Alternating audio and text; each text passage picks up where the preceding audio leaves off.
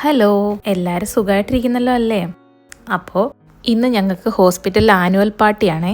അത് വെച്ചിരിക്കുന്നത് queen Elizabeth ഷിപ്പിൽ വെച്ചിട്ടാണ് കേട്ടോ.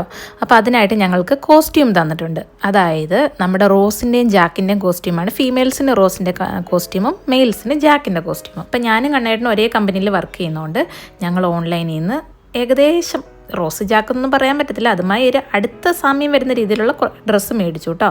അപ്പോൾ ഇത് കണ്ടോ, ഇതാണ് ഏട്ടൻ്റെ ഐറ്റംസ്. ഇത് ബോട്ടായി. അപ്പോൾ ഏട്ടൻ്റെ ഷർട്ട് ഇവിടെ ഉണ്ടായിരുന്നു, അപ്പോൾ ഞങ്ങൾ ബോട്ടായി വാങ്ങിച്ചു. പിന്നെ ഇത് അതിൻ്റെ സ്ട്രാപ്പ്. ഭാഗ്യത്തിനുണ്ടല്ലോ, ഇത്തവണ ഞങ്ങൾ വിചാരിച്ചതൊക്കെ ഞങ്ങൾക്ക് സമയത്ത് കിട്ടി കേട്ടോ. കഴിഞ്ഞ തവണയാണെങ്കിൽ ഞങ്ങൾ ഈ ബോട്ടായിക്ക് വേണ്ടിയിട്ട് കുറേ നടന്നു ഞങ്ങൾ, കാരണം അവസാന സമയത്ത് ഇതിനെക്കുറിച്ച് ഓർത്തത്.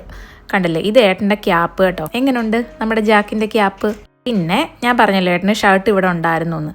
അപ്പോൾ പിന്നെ ഇത് അതിനുള്ള പാൻറ്റ്, പഴയ മോഡൽ ഓൾഡ് മോഡൽ പാൻറ്റ്, നമ്മുടെ ജാക്കിൻ്റെയൊക്കെ പാൻറ്റ്. അപ്പോൾ ഇതൊക്കെ ഇട്ടിട്ടുള്ള ഫൈനൽ ലുക്ക് ഞാൻ കാണിച്ചു തരാം കേട്ടോ. അപ്പോൾ ഇത്രയാണ് ഏട്ടൻ്റെ കോസ്റ്റ്യൂം കേട്ടോ. ഇനി എൻ്റെത് കാണിക്കും.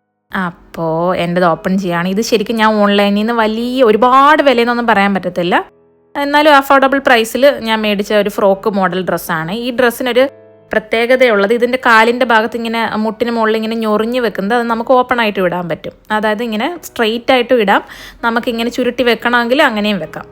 ഓക്കെ, അപ്പം ഇതായിരുന്നു എൻ്റെ ഡ്രസ്സ്. എങ്ങനെയുണ്ട്? വലിയ ബഹളമൊന്നും ഇല്ലാതെ നമ്മളെ ഒരുപാട് ഇട്ട് ശല്യപ്പെടുത്താത്ത ഒരു സമാധാനമുള്ള ഫ്രോക്കായിരുന്നു കേട്ടോ ഞാൻ സെലക്ട് ചെയ്തത്. എനിക്ക് ഒരുപാട് ഇങ്ങനെ വർക്കും പ്രശ്നങ്ങളൊക്കെ വരുമ്പോൾ ഭയങ്കര ബുദ്ധിമുട്ടാണ് അത് ഇടാനായിട്ട്. പിന്നെ അടുത്ത സാധനം ദേ വരുന്നു, എൻ്റെ ഗ്ലൗസ്. എൻ്റെ അല്ല കേട്ടോ, റോസിൻ്റെ ഗ്ലൗസ്. അപ്പം ഞാനിതിട്ട് കാണിച്ചു തരാമേ.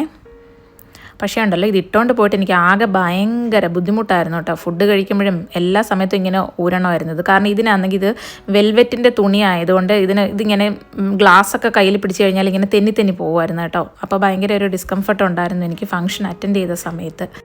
പിന്നെ ദേ വരുന്നു നമ്മുടെ ക്യാപ്പ്. ഇത് ശരിക്കും അവർ നന്നായിട്ട് പാക്ക് ചെയ്താൽ തന്നിരുന്നത് കേട്ടോ. ശരിക്കും അവർ ട്രാൻസ്ഫർ ചെയ്യുന്ന സമയത്ത് അവിടെ ഇവിടെ നിന്ന് വീണ് അതിൻ്റെ സൈഡൊന്നും ചളുങ്ങിയൊന്നും പോവാതിരിക്കാൻ വേണ്ടി അതിനകത്ത് ഇങ്ങനെ ഒരു സാധനമൊക്കെ വെച്ചിട്ടായിരുന്നു നമുക്ക് ഡെലിവറി കിട്ടിയത്. അപ്പം ഇതായിരുന്നു എൻ്റെ കോസ്റ്റ്യൂം കേട്ടോ.